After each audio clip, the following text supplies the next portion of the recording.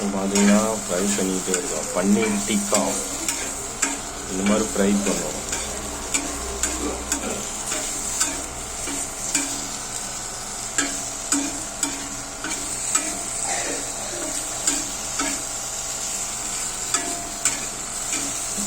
தோசை இதில் போட்டு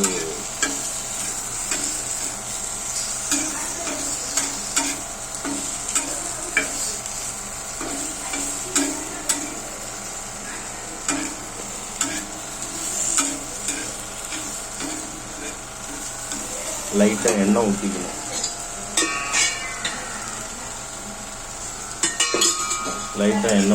அவ்வளோதான். ரோஸ்ட் பண்ணி எடுத்துக்கிட்டோம் தோசை கல்லில். பாருங்க, நல்லா இந்த மாதிரி எடுத்துக்கணும். இப்போ பார்த்தீங்கன்னா தக்காளி வெங்காயம் கட் பண்ணி வச்சதை நம்ம அதே மாதிரி தோசை கல்லில் ஃப்ரை பண்ணணும். அதே மாதிரி பன்னீர் எப்படி ஃப்ரை பண்ணணுமோ அதே மாதிரி ஃப்ரை பண்ணணும்.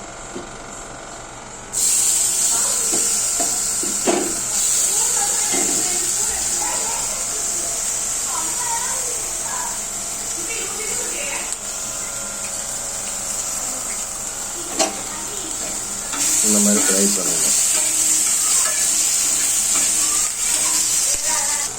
இந்த மாதிரி அதே மாதிரி தக்காளி வெங்காயத்தை ஃப்ரை பண்ணி எடுத்துக்கணும். அவ்வளோதான். லைட்டாக